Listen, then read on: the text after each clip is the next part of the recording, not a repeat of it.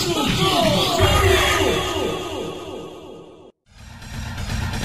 are vastly superior to humans. You know it to be true, so do not resist us. Coming to you live by a tape-delayed basis by means of digital distribution. This is Extreme Hardcore Nerds. Here are your hosts.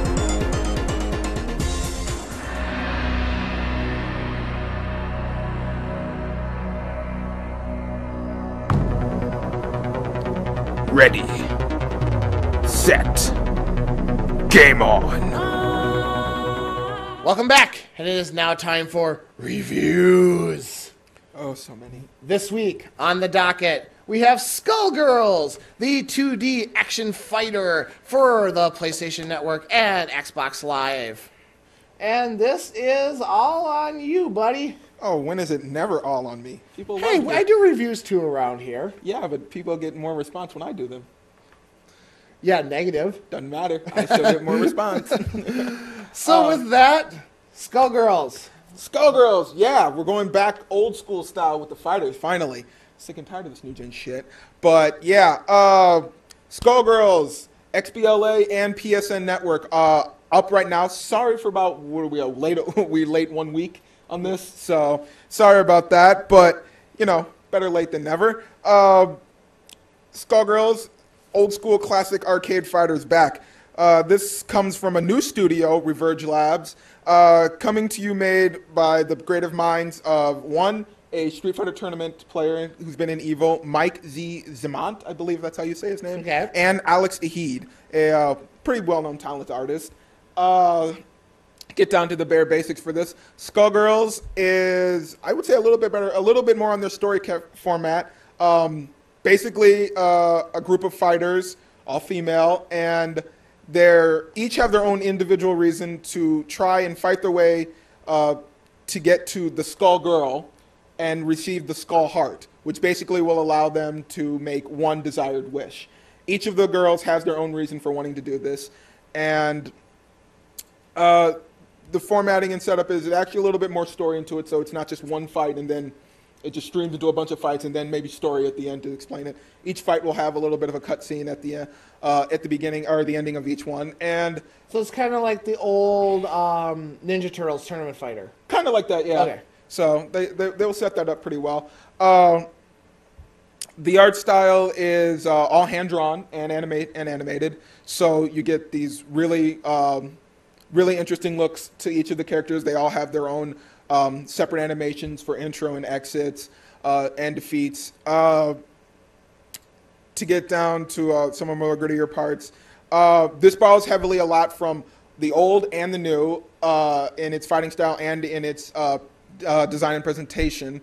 You can feel the Marvel vs. Capcom kind of side things there with having three characters on the screen if you want, but they re-edited that a little bit so you can choose how many you want to play with. You can have 1, 2, or 3 characters, and that will determine how tough each character is. So having only one character makes the life bar much harder to whittle down and defeat, but they lose the ability to call in assist or to switch out characters to just regular superpower characters, and then 3, which will whittle down a little faster, but you can really go crazy on the combos.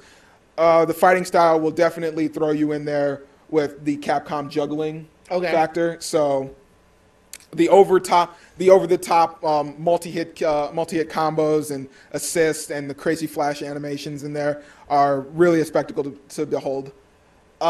Each of the characters does play very differently from one another, kind of with the Mortal Kombat kind of old school style. So don't expect to just play everyone one play style. You will have to switch it up if you choose each of the characters for themselves. I personally chose the story with Philia, who has a parasite living on her head named Samson. Yeah, go figure. Anime style all over this.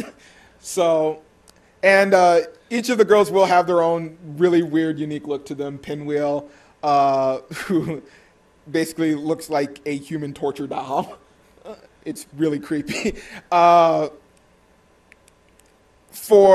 Definitely for fighting fans, they'll feel at home with this. It's using the standard classic controls with high, kick, low for punch, or high kick, or high, medium, low for both punch and kick.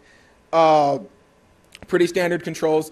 Really great ups on this for, this is definitely a tournament fighter. They made this, and they said that they made this 100% to be a tournament fighter game, and really good ups on the fact that it will teach you how to be a fighter in this. Okay. The training tutorials will go in pretty great depth, teaching you hit confirmation, poking, countering hits, watching for openings in characters' attacks, stun blocks, hit stunning and everything. They'll teach you all of the definitions you would really need and how to do them. While it'll have a lot of those current and classic feels to it, there are some definitely drawn side setbacks to this. I don't know if this was just to get on a nostalgic level for how all the old school games worked, but I know that you would be attest to this. What was the one thing that a lot of the old school fighters didn't have? Unlimited combos? Nope. This would play into their moves. It was one thing you would have to go out to find. Oh, you have to go out and find like how to do all the secret moves. Exactly. So not to be lost in that one. This one has the same feel of it. You have to actually go to their site to find their character guide list for all of their moves. I don't know if that was a nostalgia thing to like for the old days, if that's how that was, or they just didn't put it in there for some reason. So I don't know. I'm not going to knock them for that really, because there is a list. It's there. It's just not in the game. That's what Game Informer was for. Yeah, I know. So I don't know if that was something that they just did for funny or whatever. Definitely will knock them for their small. They do have a very small roster. I think at 5 or 6 characters. So don't expect that, just overall arch for like most of the games now have multiple characters to choose from. Though, even so, having the characters they all play so differently that you really don't mind that. So you can get a feel with each character and figure out your own personal tactics. They did a really nice thing for having an edit feature, so you can actually edit whatever move any of the characters can do on a button. Okay. So when you do a call assist, they will do that move for you. So that's a really nice feature instead of just having to choose from like 1 or 2 kind of set power attacks that they can have.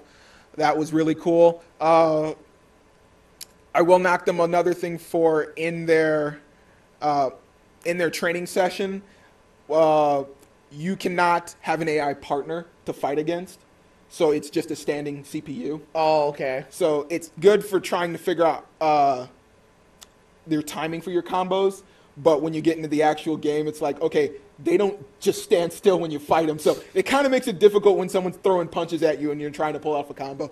That's a little bit of a suck. Definitely will say that this has a very heavy gap between advanced and novice players.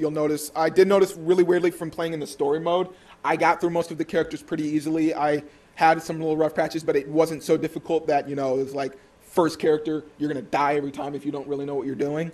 But when you got to the arcade mode, really strangely, everyone ramps up. I don't know why. I don't know if it's set on a separate difficulty setting for that, which is weird because I made the first 2 or 3 fights in story mode pretty simply. First fight in arcade mode, I got raped, just massively skilled, and I didn't know why. So I don't know if it's just because of the way the AI opponents are set up. It's really strange in there. For some reason, I couldn't get to the pause menu when I was in the arcade mode either. Okay. So that kind of sucked. I don't know if my controller was broken or something, but yeah. Overall, if you're a huge fan of the fighting genre, if you really enjoy that or you want to get into it, go for it. This game is perfect on all those levels. Great animations, great art design. The noir movie kind of feel to it is really interesting. All the characters are really fun to play against. Yes, they are all girls. No care there. It's really great to have them. They each have their own feel. They each have their own difference. Definitely has that teaching tutorial to get you in to be a better fighter. Yes, you'll have to learn to progress a little bit more. You'll have to work at it, but it's all there. It's 1,200 Microsoft points, I believe, to get. I found it personally worth it 100% to have. I had an enjoyable time. I'm still playing. I haven't tried the local or online play, but I believe you can. They do have the Street Fighter thing where you can call in a second player on the same team. Okay. So that was one thing they pulled from them. But yeah, I'm hoping later on there'll be DLC and they'll get a larger roster and more characters to flesh out the game a little bit more. But for sure, for right now, it's perfectly fine for what it is. It's a flawless fighter. It has all of the tropes of both sides of Street Fighter and MVC. So for sure, I'd say it's definitely worth a buy. All in all. All right. Very cool. Have I convinced you? There you have it. And that does bring this edition of the Extreme Hardcore Nerds podcast to a close. I, of course, have been your host, your all-knowing exalted one himself, your king of kings, Andy Kruger. And along with me this week, The guy in the closet. The guy over there. The guy in the shadows. The Dark Reaper, Stephen Creighton. and with us on Skype this week, Gunner. Goat Boy, Garrett. Butthorn, Garrett. Giggles. Garrett. Peace. Too much pressure. I don't like this. Hey, look at that moth. Kevin Smith. peace out, everyone. See you later, folks.